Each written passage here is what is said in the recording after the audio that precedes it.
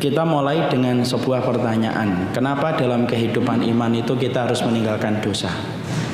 Walaupun ini sering kita kaji dan sering kita jabarkan, tapi terkadang kita harus mengingatkan kembali apa pentingnya bagi kita untuk meninggalkan dosa.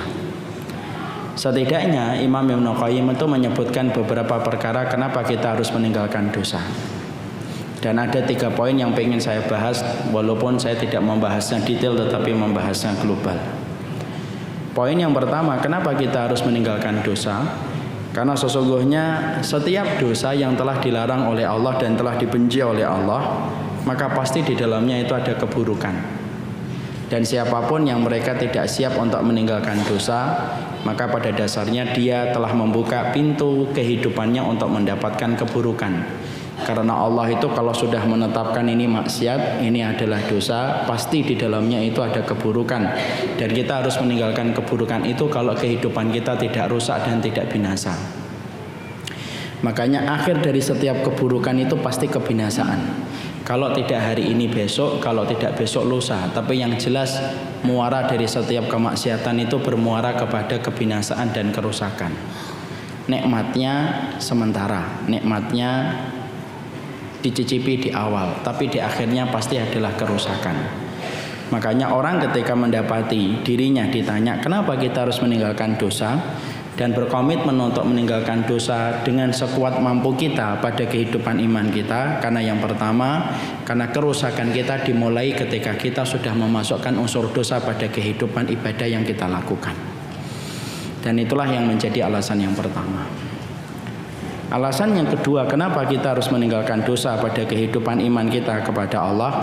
Karena dosa itu menghilangkan kenikmatan kita dalam ibadah.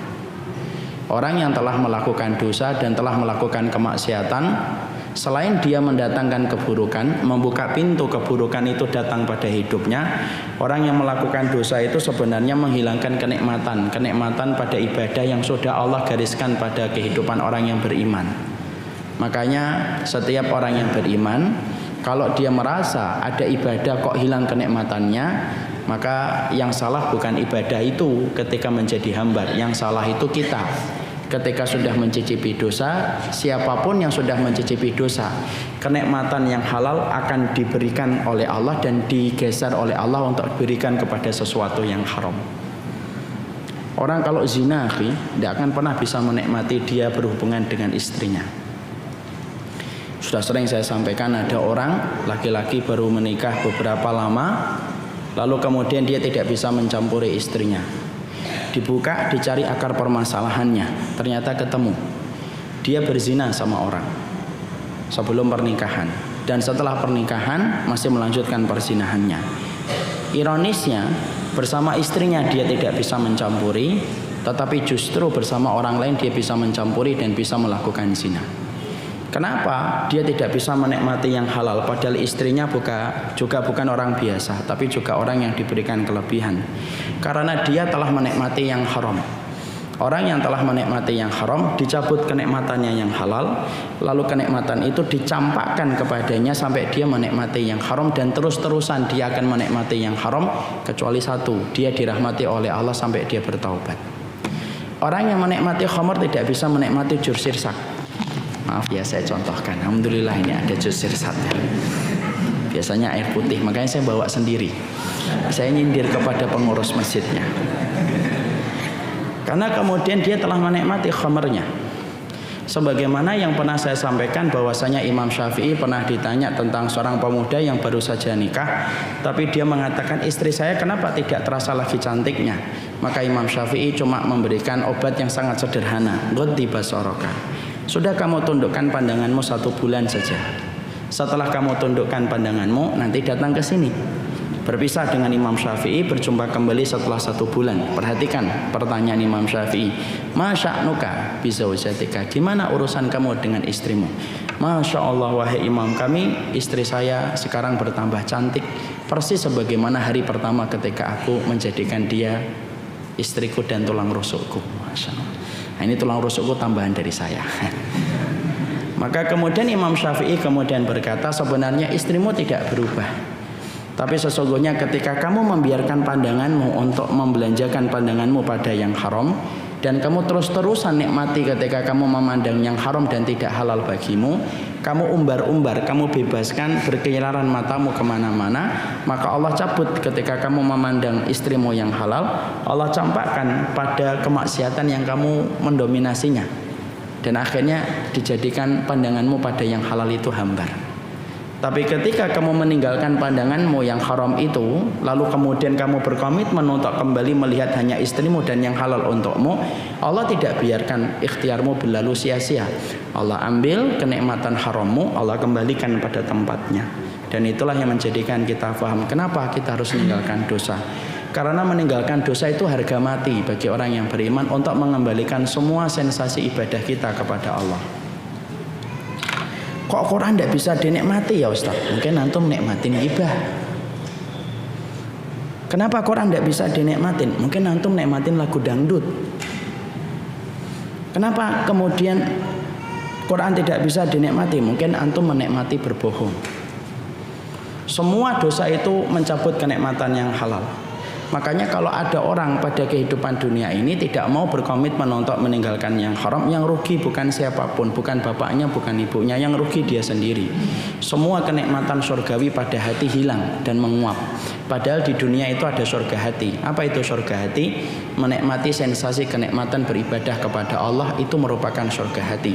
Dan surga hati itu hilang, kata Imam Ibnu Taimiyah, disebabkan karena kemaksiatan. Makanya kan ada kaitannya dengan sholat kan. Kenapa kita tidak bisa menikmati sholat malam dan tidak bisa bangun malam? Karena kamu maksiat di waktu siang. Itu selalu berkaitan. Jadi kalau ulama dulu kalau ditanya kenapa saya tidak bisa bangun untuk melaksanakan qiyamul lail, jawaban ulama dulu itu sederhana. Kemaksiatan di waktu siang menyebabkan tertidurnya kita di waktu malam. Semua ada kaitannya. Makanya kenapa kita harus meninggalkan dosa? Iya, meninggalkan dosa itu harga mati. Karena sesungguhnya kita sedang berusaha mengembalikan kembali kenikmatan pada ibadah kita kepada Allah. Makanya kenapa istighfar itu harus terus menerus dan taubat itu harus dikerjakan, memperbarui setiap waktunya untuk merasakan kembali sesuatu yang paling berharga, kenikmatan ibadah, dengan kita meninggalkan apa yang menjadi dosa dan kemaksiatan. Orang kalau terbiasa buka aurat, pasti akan dicabut semua kenikmatan-kenikmatan yang tidak dia pernah rasakan. Dan itu tanpa terasa. Dicabut qanaahnya, dicabut rasa malunya, dicabut dia dihargai laki-laki, itu semuanya dicabut. Cuma kadang-kadang orang ketika buka aurat itu tidak sadar, semua kenikmatan ketika dicabut. Dia dilecehkan laki-laki, sampai ada teman laki-lakinya bilang sama dia sambil bersanda anjing, itu dia ketawa, padahal dia sedang dilecehkan. Semua itu disebabkan karena satu kemaksiatan, meninggalkan kenikmatan ibadah. Mana dalilnya Ustaz? Nabi Adam itu surplus kenikmatan, tapi dicabut kenikmatannya surga itu. Kapan? Ketika melakukan dosa, makan buah yang diharamkan Allah. Imam Ibnu Qayyim dalam kitabnya Ada Uwadawa berkata, dalil itu terang. Berarti kalau namanya maksiat itu ninggalkan, berarti kemudian akan dihindarkan dari kenikmatan. Sebagaimana Nabi Adam ketika makan buah yang diharamkan oleh Allah, kenikmatan surga hilang. Apa yang didapatkan Nabi Adam? Dipisahkan dari Hawa selama 200 tahun perjalanan mereka. Nabi Adam katanya dalam satu riwayat Imam Ibnu Katsir diturunkan di India. Kemudian Hawa diturunkan di Jeddah, makanya namanya Jeddah. Itu dari kata jid itu nenek. Dipisahkan 200 tahun, ketemu setelah 200 tahun di Bukit Arafah. Dan itu disebabkan satu dosa yang tampaknya remeh, hanya gigit satu buah yang diharamkan Allah. Semua kenikmatan surga yang dirasakan sensasinya oleh Nabi Adam hilang seketika. Dan itulah dalil yang disampaikan oleh Imam Ibnu Qayyim. Maksiat itu menghilangkan kenikmatan hati dan kenikmatan hidup ibadah kepada Allah. Kok zikir tidak tenang ya? Nah, mesti ada maksiatnya. Yang ketiga, kenapa kemudian kita harus meninggalkan dosa dan meninggalkan dosa itu harga mati? Imam Ibnu Qayyim mengatakan, karena meninggalkan dosa itu menjadi sebab dikabulkannya doa kita. Karena kalau kemudian kita tidak meninggalkan dosa, kita minta apapun berbuih-buih kepada Allah, maka Allah tidak ada hajat untuk mengabulkan permintaan kita. Karena dosa itu menghalangi doa sebagaimana kabut ketika menghalangi sinar mentari. Makanya orang kalau sudah meninggalkan dosa, pertama kali yang Allah berikan setelah kenikmatan ibadah, Allah kabulkan permintaan-permintaan kebaikan akhirat dan dunianya. Mana dalilnya Ustaz? Dalilnya dalam riwayat Bukhari Muslim. Ketika Rasulullah menceritakan 3 pemuda yang masuk pada sebuah gua, lalu gua itu tertutup dengan batu. Masing-masing dari mereka lalu sepakat, ayo kita sebutkan yuk amal yang paling menurut kita terbaik yang bisa menjadikan kita lepas dari kesulitan ketika kita dihimpit dengan batu yang sebesar ini. Lalu kemudian mereka sepakat, ayo. Yang pertama menyebutkan apa? Yang pertama menyebutkan, saya pernah jatuh cinta kepada seorang wanita, dan tidak ada pikiran saya kepada wanita itu kecuali bagaimana saya bisa menjamah wanita itu. Ternyata tiba-tiba saya ditakdirkan wanita itu butuh materi sampai dia datang menghibah kepada diriku, dan aku akan memberikan bantuan itu dengan satu kesepakatan, saya boleh menjamahnya. Ketika wanita itu tidak punya pilihan lain kecuali menerima pilihan yang saya berikan, akhirnya ketika kami sudah di satu tempat yang sepi dan ketika tubuh saya sudah di atas tubuhnya, tiba-tiba wanita itu berkata, takutlah kamu kepada Allah. Maka saya bergetar, saya tinggalkan dia. Dan saya tidaklah meninggalkan perempuan yang sebenarnya sangat saya senangi untuk saya jamah tubuhnya, kecuali satu, ya Allah, kecuali saya takut kepada adab-Mu. Perhatikan laki-laki ini lalu berkata apa?